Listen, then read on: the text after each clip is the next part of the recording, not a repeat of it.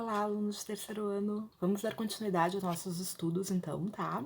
Sobre República Velha, a coisa vai longe. Vocês viram que o conteúdo é bastante longo, né? Temos mais de um capítulo sobre esse tema, tá? Então, eu ainda estou, né, no capítulo 3, que eu passei para vocês.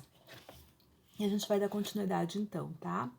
Bom, então nós falamos sobre as revoltas, né? E a gente tem que entender que é um momento bastante tenso, inclusive nós temos apoiadores, né, do Floriano Peixoto, que vão, digamos assim, ser mobilizados, né, inclusive armados, vão ser chamados batalhões patrióticos, né, e vão ser utilizados nessas revoltas, né, a favor, então, né, lutando pelo lado do Floriano, certo? Esses batalhões patrióticos nada mais são do que grupos, né, que vão ser, então, armados e, né, estimulados a partir da imprensa, enfim, e outros setores a se posicionarem e lutarem contra os inimigos do Floriano, certo? Porém, mais tarde, né, quando, digamos assim, as suas funções teriam sido alcançadas, houve uma certa dificuldade de desmobilizá-los, né? Então, houve toda uma perspectiva de armamento da população, aí na hora, tipo, tá, agora não precisamos mais, enfim, né? Apesar de que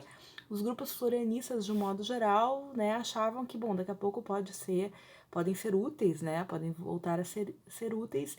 Então, talvez fosse interessante não desmobilizá-los, né? Porém, após, né, o final do governo do Floriano Peixoto, né, e digamos assim, essas duas grandes revoltas tiveram como consequência digamos assim, um acordo, né, que agora, então, grupos civis iam assumir o poder, né, e o Floriano, então, se retiraria, né, então, para muitos foram contra essa retirada do Floriano, né, esse fim do governo, essa impossibilidade, esse acordo que o Floriano abdicou de poder, né, novamente entrar no poder, ou estar no poder, né, então muitos foram contra isso e quiseram, né, exatamente se revoltar, vai ter inclusive um atentado, né, esses grupos vão promover um atentado à vida do presidente que vai assumir depois, né, que vai sair ileso do atentado, mas esse vai ser, digamos assim, a pá de cal, né,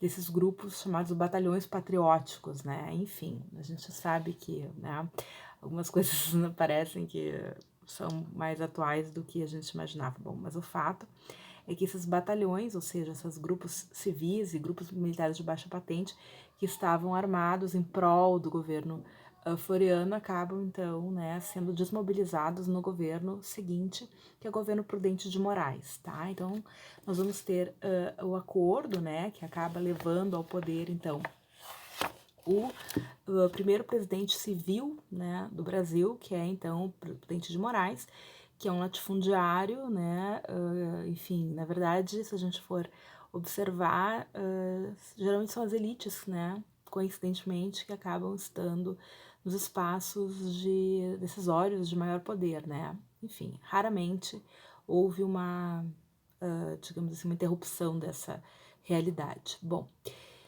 então, basicamente, a gente vai ter, então, né, o Prudente de Moraes assumindo, então, 94, né, com o término do governo do Floriano Peixoto, né, então, basicamente, ele é um representante dessa elite cafeicultora, né, que vai tomar o poder e que, ao longo desse período conhecido como Primeira República ou República Velha, será a oligarquia que vai mandar no país, digamos assim, tá? Então, basicamente, é o momento que a elite agrária, né, assume o poder. Então, isso foi acertado, como eu falei para vocês, né, de que seria este representante dos grupos civis, tá? E ele foi responsável, digamos assim, o governo do Prudente Moraes teve que fazer uma série de tomar lá da cá, uma série de arranjos, digamos assim, né, para não desagradar nem as Forças Armadas, né, nem os grupos da elite, os grupos civis, para o qual, na verdade, eles estavam governando, né?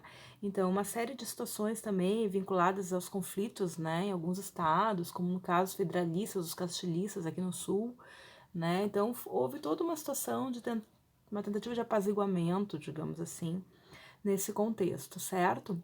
A gente teve, então, uma série de situações, basicamente, de questões de crise econômica, né? O café vai oscilar bastante nesse contexto, então o custo de vida vai se tornar mais caro, nós vamos ter desvalorização da moeda, entre outras situações, enfim, que a gente vai abordar quando falarmos mais de economia, mas o fato é que o governo Prudente Moraes vai enfrentar essas situações, mas o grande, digamos, enfrentamento que haverá, né, a situação de destaque quando se fala do governo Prudente de Moraes, é muito mais a questão do conflito de Canudos, que a gente vai abordar mais para frente, né, vai ter um outro capítulo específico sobre revoltas, sobre mobilizações populares, digamos assim, nesse contexto, que geralmente é o que aparece em questões de vestibular.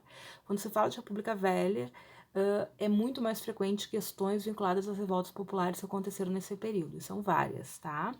Então é assim que a gente vai abordar. Eu vou seguir basicamente o que vocês têm de leitura, tá? Até porque é muito, como é que eu vou dizer? Eu não acho muito didático a gente trabalhar governo tal, governo tal.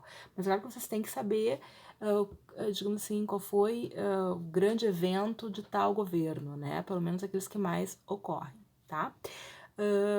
Que ocorreram, digamos assim, com maior importância. Bom, então no caso do governo Prudente Moraes será o conflito de Canudos que a gente vai falar mais para frente. Como o governo vai tomar várias lambadas, digamos assim, nesse conflito, ou seja, vai ser derrotado em algumas oportunidades, né, digamos assim, isso também vai levar a população, que também era extremamente, o que também não difere muito dos dias de hoje, né, manipulada pela imprensa, né, a gente tem que lembrar que a imprensa, né, tem que colocar a verdade, isso é muito relativo, né? A grande imprensa, né, são empresas e que têm interesses, né, digamos assim, a responder a determinados interesses. Não era diferente nessa época. Então a imprensa basicamente manipulava as informações eram muito, digamos assim, distorcidas, então se tinha uma ideia do que foi Canudos bem diferente do que o que foi Canudos, né? Enfim, então as pessoas se revoltaram, enfim, uma série de situações problemáticas, tá? Então, basicamente, né, o Prudente de Moraes, esse foi o principal enfrentamento, mas nós vamos falar de Canudos mais pra frente, certo?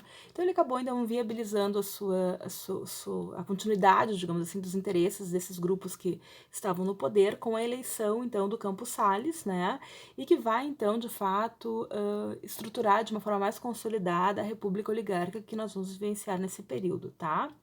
Ele que vai tomar uma série de medidas que vão, digamos assim, consolidar esses grupos de fato no poder. Como, por exemplo, a perspectiva da política dos governadores, o coronelismo, né, e o voto de cabresto. Então, isso vai ser bem estruturado, bem amarradinho agora durante o governo Campos Salles. Então, o que é isso, tá, pessoas? Então, a política dos governadores, que também é um tema geralmente abordado nas questões de vestibular, por exemplo, porque poucos sabem sobre isso, é um tema que enfim, há divergências entre historiadores, se realmente aconteceu, enfim, né, uma série de críticas, né, eu tenho um grande amigo que fez seu doutorado repudiando essas ideias, mas enfim, o que está consolidado até o momento na historiografia, apesar de nós termos diversas interpretações diferentes, é que durante o governo Campos Salles houve todo um arranjo político, né, que ficou conhecido como a política dos governadores, que era uma articulação política, né, no qual o Campos Salles tentava garantir, né, digamos assim, uma prevalência do executivo, fazendo com que o legislativo fosse composto por pessoas que não interfeririam nos interesses do executivo, digamos assim, né, o que assinariam embaixo, né. A gente tem que lembrar, é claro que essa questão de, digamos assim, dos três poderes, suas ações, como eles interagem, isso são temas de ciência política, né? Então a gente não vai aprofundar aqui. Mas o fato é que dificilmente tu consegue governar sem essa articulação, né? No momento em que tu tem um executivo e o legislativo não está vinculado ao executivo, né, aos interesses do executivo, para tudo, né? Não se aprova praticamente nada, enfim, há toda uma série de tentativas de sabotagem. Então, essa articulação, ela é bem importante, digamos assim, tá? E o que o Campos Salles, sabendo disso, vai fazer? Ele vai tentar garantir que quem esteja compondo as esferas do legislativo sejam pessoas que estejam articuladas aos interesses do executivo, certo? Então, para que as pautas do executivo fossem aprovadas tranquilamente no legislativo, certo? Então, basicamente, isso tem que começar de baixo, ou seja, ele fazendo uma articulação com as esferas do executivo no governo estadual e nos municípios, ele consegue eleger grupos que vão compondo essas esferas, né, e que vão, de alguma forma, então, embasar os interesses, né, dessa elite agrária que governa o país, certo? Nós vamos dar continuidade no próximo vídeo, tá? Fiquem tranquilos, se cuidem bem.